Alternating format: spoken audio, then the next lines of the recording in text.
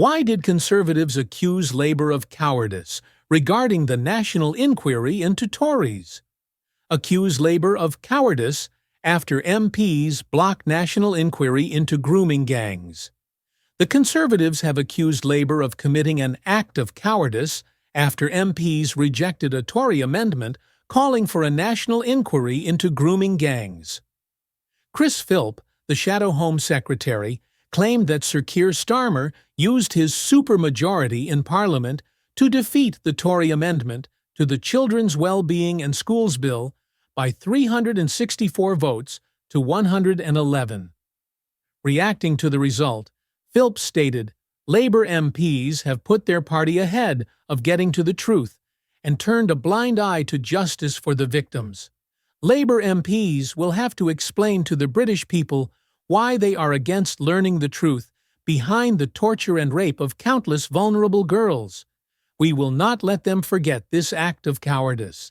The 111 MPs who supported the amendment included 101 Conservatives and all 5 Reform UK MPs, while no Labour MPs voted for it. Tory leader Kemi Badenoch had previously warned that Starmer's refusal to back a national inquiry would raise suspicions of a cover-up. The Prime Minister, in turn, criticized Badenoch's claims of lies and misinformation, emphasizing that such statements would not help victims of child sexual abuse. He also urged her to abandon the call for a national inquiry, saying it would derail vital child protection legislation. This debate was ignited by a surge of interest in the grooming gang scandal, notably sparked by several social media posts by tech billionaire Elon Musk over the Christmas period. Badenoch argued that a new child sexual exploitation inquiry could examine racial and cultural motivations behind some of the crimes, referring to the comments made by former Home Secretary Jack Straw about white girls being seen as easy meat.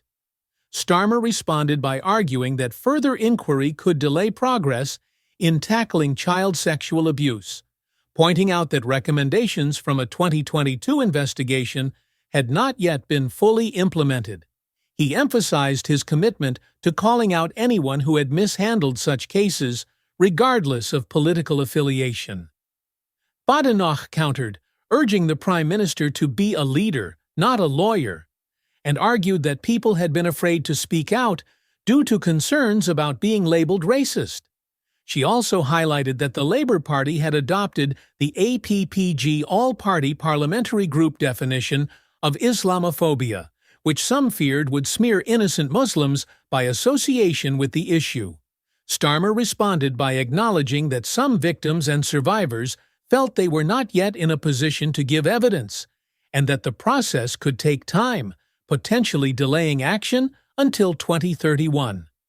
He stressed the need for action, arguing that the major flaws were already known and that it was time to move forward.